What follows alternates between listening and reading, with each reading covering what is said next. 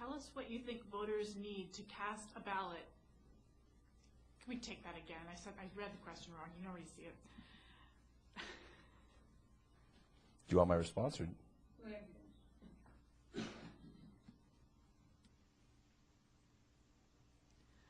Tell us why you think voters need to cast a ballot in this election. What are you going to do to promote this? Well, I think the reasoning behind why voters should vote always has to do with your opinion.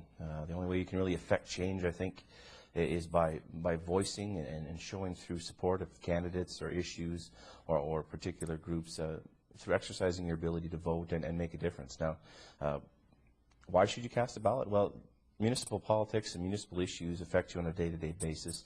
They're the things that you interact each and every single day with, whether it's roads or garbage or sewer or water or your cost of your property taxes. All those things affect you day-to-day. And people have a tendency to forget that it's something that they can affect change on. There are individuals who may have the same opinions as you. There may be people who don't have the same opinions as you, and voting is the only way for you to assure that the people that you believe the same things with can share an office and represent you on a political basis to see the things happen. Now, to promote voting, I'm doing a number of things currently. I'm doing a campaign for this campaign, aside from the campaign to run for council. I'm doing something called the 2010 for 2010, which is my effort to recruit 2,010 new voters for this 2010 election. And the purposes of that is to go out and meet people who are, either new Fort McMurrayites or new people to the region, or people that have been here for a long time and never voted. So I'm keeping track as the days of the election go by, and I'm qualifying those people who said, I've never voted, or I've never been interested in voting, or I haven't been long enough here to vote. So that's been my biggest effort. That's been the focus of my campaign, is to get out there and recruit new voters. And I think that it's really important that we engage all the sectors that aren't voting. And the big focus for me has been working with individuals in my age demographic. So starting with folks at as early as 18 and working all the way through to the mid-30s and 40s. That's the primary demographic in Fort McMurray that isn't voting. And so I'm doing kitchen table meetings and engaging with people at their work, or engaging with them in their social communities and groups to try to get them out and encourage them to make that vote. We want to be very proud of ourselves as a region, and I think the only way we can really say, the positive things about Fort McMurray is if we support ourselves from the home front first. So going out there and voting is the first step in doing that. Thank you.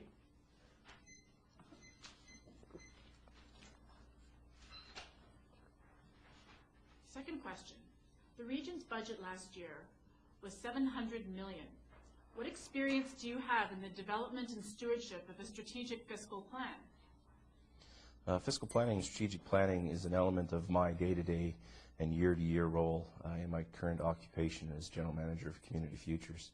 And Community Futures is an organization that does small business lending.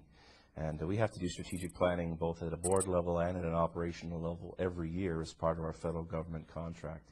It is a mandated part of what we do. So we do strategic planning on two levels. We do what is known as governance strategic planning. So as a board, the board goes out and I help facilitate their strategic planning organizations for them to think of the big picture items that they want to do with the organization. And then on a smaller basis, operationally, my team does an operational strategic plan, which includes a budget.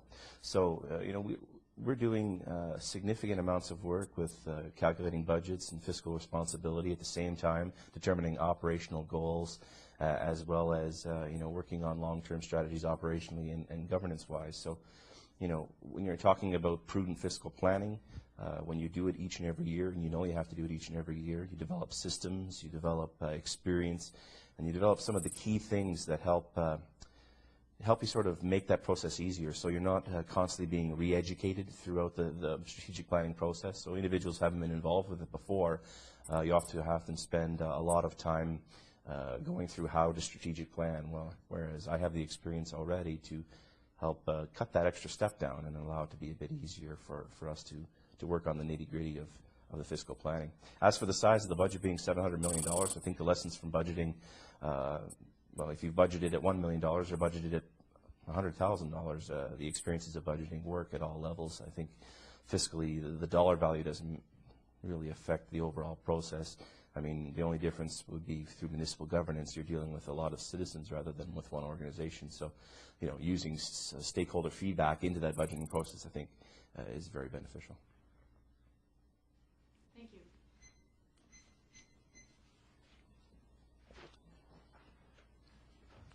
Next question. What do you think makes an effective counselor? Well, I think the first thing that we really want to see in a counselor is accessibility. I think that individuals that understand that the citizens of their area may or may not have the schedules that they have, or the freedom to do the things that they do. So a counselor that can understand that different people want to interact with their elected officials in different ways. So, a good counselor makes effective use of technology. They make effective use of communication methods. I think they are an effective team player. Counselors need to have priorities. They need to have things that they're proud of, things that they want to stand for, things that they want to see changed. But at the same time, I think a good city councilor and a municipal councilor really needs to be a team player and understand that you and I may have different opinions, but we should be able to sit at the same table, discuss those opinions, and perhaps you'll be able to convince me of your idea. And a good counselor is a team player. I mean, one individual out of a group of a larger team can't push an agenda as effectively as a whole team can push an agenda. So I think if you determine what that agenda is as a group and as a counselor, you're willing to at least listen to other people. As I said, differences of opinion can happen, and I do encourage those because that's how you get good debate. But at the end of the day, it's about respect. And if you don't respect the other individuals at the table, respect what that position means. A counselor was elected by his or her peers and by other citizens. And no matter what, that decorum level of understanding that these people, not only are their fellow human beings, but, their fathers and brothers and mothers, just like you are, they deserve the respect that especially an elected official would deserve, but at the same time another human being would. So that's a big part of it. I think also, finding new ways to engage people as a counselor is interesting. So, our town is 24 hours, so there's 24-hour solutions that a counselor can use to sort of be interactive, and to be a good counselor, to understand the stakeholder input. I mean, you really are just a representative of many voices, so the more voices you can hear and the more information you can record, the better advocate you can be at the table. So I really think that a good counselor is all-encompassing. They have the energy to do it. They're there for the reasons of, civic duty. They feel someone that should be out there giving back, and definitely that position is constantly giving back. And so working out schedules and understanding the overall need to help others is a big part of being a good counselor. Great, thank you.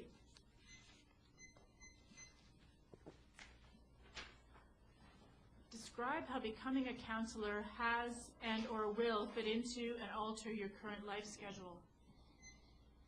Well, I think being elected potentially as a counselor, all it will do is alter where I'm going in relationship to my civic involvement. I made a commitment when I moved to Fort McMurray that I would give back to the region that gave me as much as it's given me. I would not be where I am in my career progression. I would not be where I am in my social and civic engagement without the gifts that the region has given me. So as my gift back, I spent a lot of time being involved with community groups, whether they be nonprofits, whether it's municipal committees or other organizations. So my schedule has been filled with that kind of life schedule that you would have as a counselor. So all it would mean would be transitioning out of the organizations that I'm already involved with, working with them in new ways, because never will I end my relationships with those organizations. But I may not be a board member anymore, or I may not be part of fundraising committees.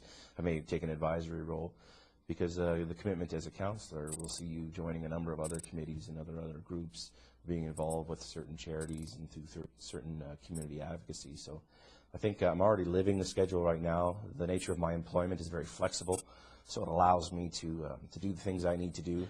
My organization understands social enterprise, and they allow me to have the freedom to do those things to benefit the community, because it in turn benefits what we do. So, I wouldn't say it'd be much of an alteration in the way I'm living my life. It would just be a prudent scheduling, and along with understanding the commitments. And I think having a counselor that's available both days and evenings and weekends is beneficial, because there's a lot of commitments and potential need for a counselor or someone to represent the region at any point of our day. So having a schedule that's flexible will allow me to be that kind of free-flowing counselor that can be anywhere he or she needs to be. So. Great, thank you.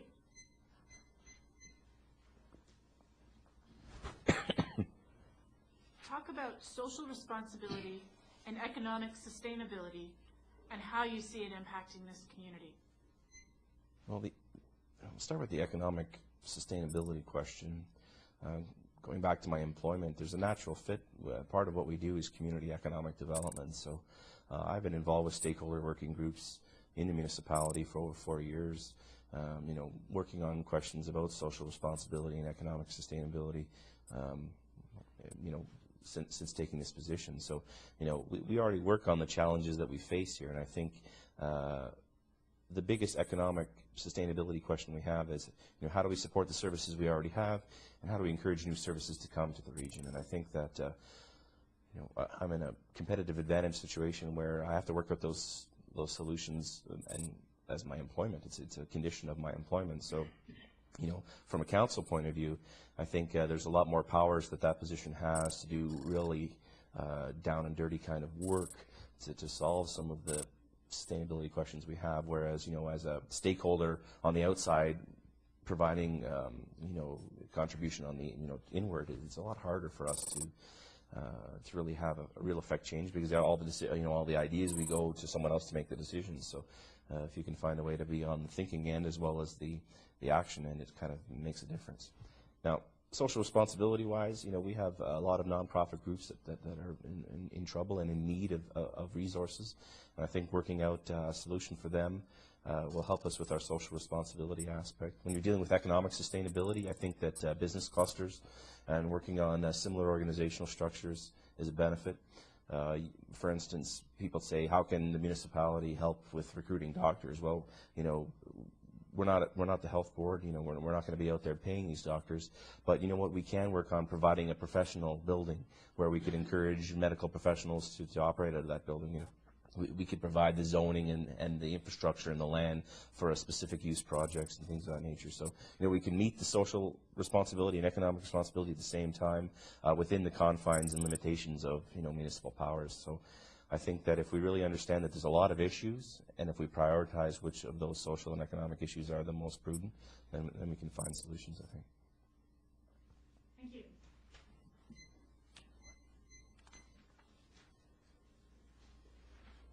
What needs do you think the outlying communities have, and how do they fit into the priorities of the regional municipality of Wood Buffalo?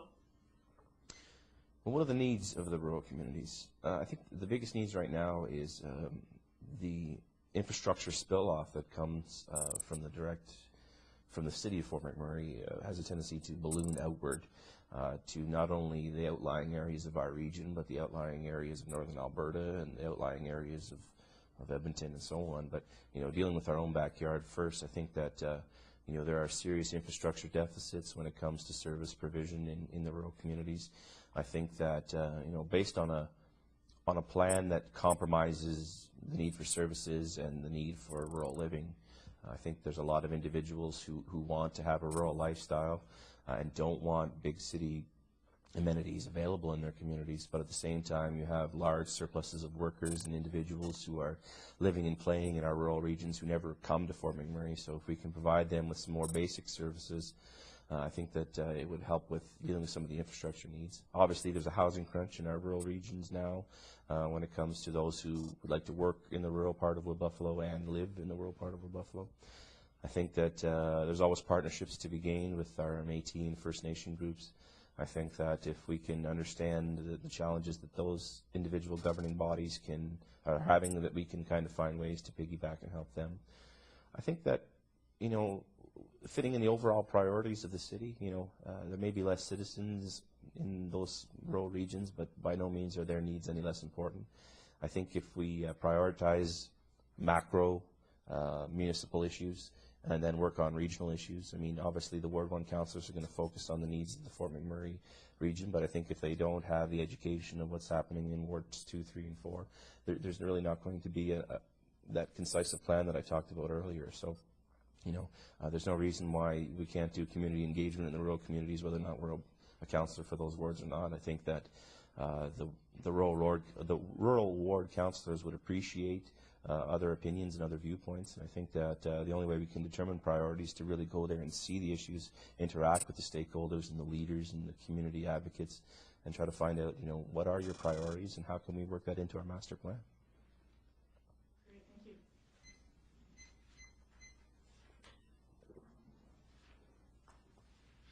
In what ways are you attached to this community and region? How will this serve you in your role as councillor?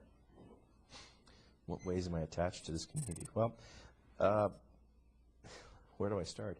I'm involved with, I would say, 15 nonprofit organizations that service the regional municipality, servicing a variety of community groups from children to individuals with disabilities to cancer research to our educational institutions to our health boards. And I think that there was a time, and even to this day, where I don't have the fiscal strength that a lot of other individuals, community leaders, a lot of people give money as their opportunity to give back, and that's sometimes what is needed.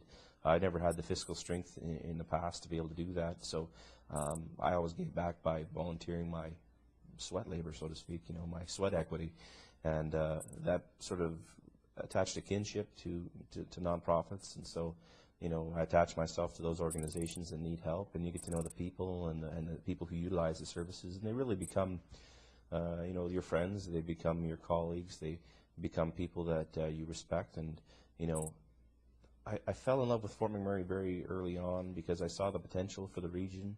I saw the potential coming leadership gap that I saw coming. There was definitely a changing of the guard happening, and I felt that Fort McMurray and the regional municipality of Buffalo could benefit from a team player who was willing to offer his skills to the region and to the organizations that operate here. And so, as a councillor, you're no different, I would say, than any civically minded community leader. You're just a community leader with a municipal title, and I think that I'm not going to stop being an advocate for those groups that I work with. I'm not going to stop helping new groups that come to me and ask for aid. I think all a councillor would do is provide a little bit of legitimacy to those organizations that are perhaps a little bit apprehensive about approaching individuals in a leadership role because maybe they don't think they have the time, or maybe they don't think they have the ability to help. And as a councillor, that kind of is the open sign on the doors to that individual and saying, I've made the commitment as a councillor to be that interactive role and be that person. And I think that maybe I'll see more people trying to engage, which in the long run is beneficial for the whole region because more organizations that articulate their concerns are going to be better served in the end. Great, thank you.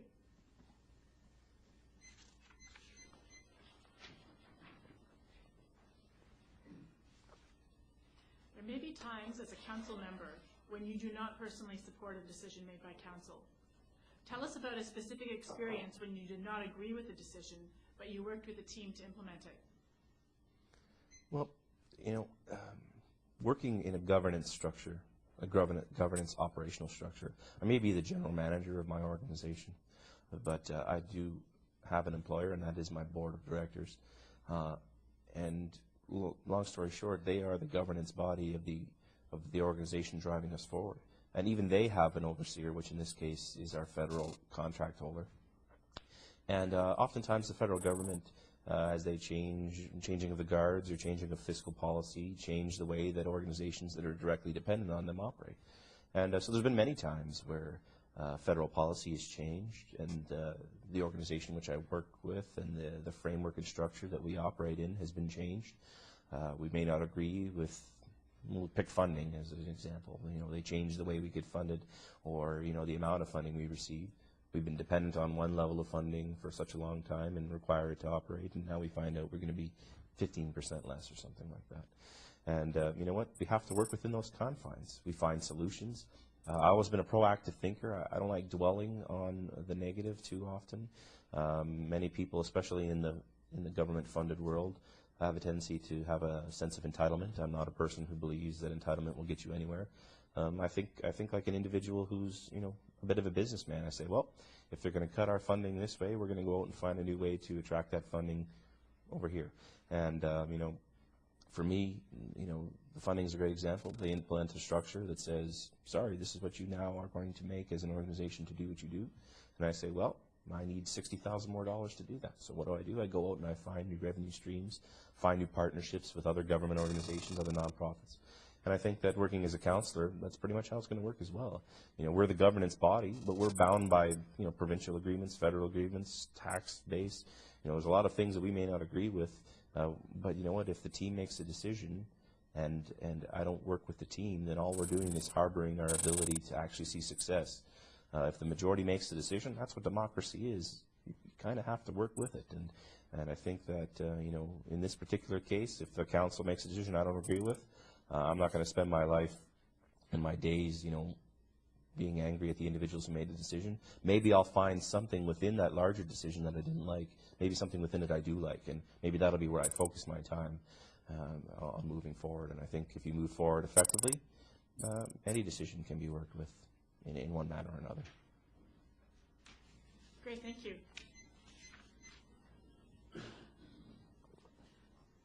Tell us about a time when you acted as an ambassador for the positive image of this community. Well, as someone who's proud of Fort McMurray, I try to make every time that I talk about home, which is here, in a positive light. All my family's in Ontario, live throughout that province, and through Quebec and central Canada. And there's a lot of misconceptions about what our region does and how we operate and who we are. And so I'm an ambassador with my family, which in turn makes them ambassadors about us, because they trust what I tell them and show them about our region. I brought my family up here to see how things really are, and they go out and become advocates and ambassadors. But on a direct example basis, through my role as working with community groups and being their advocate, oftentimes, I get called for interviews from magazines and publications outside of our region. And, the best positive example I had was about 2 years ago, I got called from Fortune magazine, a reporter out of New York City, who was coming up to do a story on Fort McMurray, wanted a small business angle in the story, and wanted a little bit of a community aspect. Someone gave them my name because I worked on both ends. I worked with small business every day, and I was involved with a lot of charity groups. So he flew to Fort McMurray, interviewed some people in our region, interviewed myself, and then flew away. And ended up writing a very positive story because he came with an impression. And when we sat down and did my interview with him, he asked a lot of the questions that come from the general impression about the negatives that are spoken about the region. And shortly through the interview, after I was able to prove through a series of evidence and examples about what the belief is versus the reality, he wrote a story that was balanced. Now, we don't always get the balanced stories, but I think that's a pretty positive success story. We have a large circulation magazine like Fortune who writes a good, neutral article with the positives and some negatives, but is not focusing on one or the other. And I think that more balanced opinions out there about us will allow that overall positive image. So, I'll continue to be ambassador. Anyone who wants to know about the region, I'll tell them all I'll believe. I'll debunk a lot of the myths, and but also tell them about the things that I'm very proud of this region for, and the reason why I call it home. Thank you. Our final question: based on your observations of past council, what will you do differently to improve this council's effectiveness? Well, I think effectiveness is purely a judgment of individuals. So you or I may feel that an effectiveness of a given body, in this case our municipal council, is only as effective as the people who it affects. And so, if you enjoy it and you think that they're doing good work, then you have the right to that opinion. As a cohesive unit, how effective is it making a decision? I think that's definitely deals to teamwork ability. So, past councils are past councils. And my opinion has always been, learn from the mistakes and learn from the things that they've done well. Learn from the successes as well as the mistakes of past councils and past organizations, and then create your own future path. I'm not going to let the decisions of past councils affect my ability to perceive issues that come before me. I'm not going to let past council precedents determine, how this council will operate. I think that, the best way for a team to be effective is a team that can stand each other at the same table. A team that can communicate effectively at the same table. At the end of the day, you may have, 9 different opinions at a table. You might have 4 different opinions. As long as those 4 opinions can walk away from council business, sit down and have a coffee afterward and talk about your kids. I think that, if we have that kind of council that, can disagree in the council chambers and in the planning sessions, and debate like adults, and then walk away from that debate without lingering hate and distrust, and move forward as individuals. I think that's the best way to be an effective council. I mean, issues will come. There are things that this new council will have to deal with that we don't know are coming. And I think the only way we can really deal with those effectively is to say, as a team, we're going to go at this as a team. A strong leader, in this case, in our municipal council, would be our mayor. If we have a mayor that can quarterback a really strong team, you know what, you're going to have a bunch of different kind of players on that team, all with strengths and weaknesses. And I think if you can capitalize on those strengths as a team leader, which I hope that whoever is elected as mayor can do, that the team will work. Any good football team has got a grinder and a guy out there who's a little bit of a dirty player and a bit more aggressive. They got the finesse kind of fast guys and people with different skills. And I think that if you're to take one individual and say this person's going to drive the overall agenda, you're really not going to get a strong team. So we need a mayor with a bunch of great skills, a small knowledge in a lot of areas, and then all can be a team player. Thank you.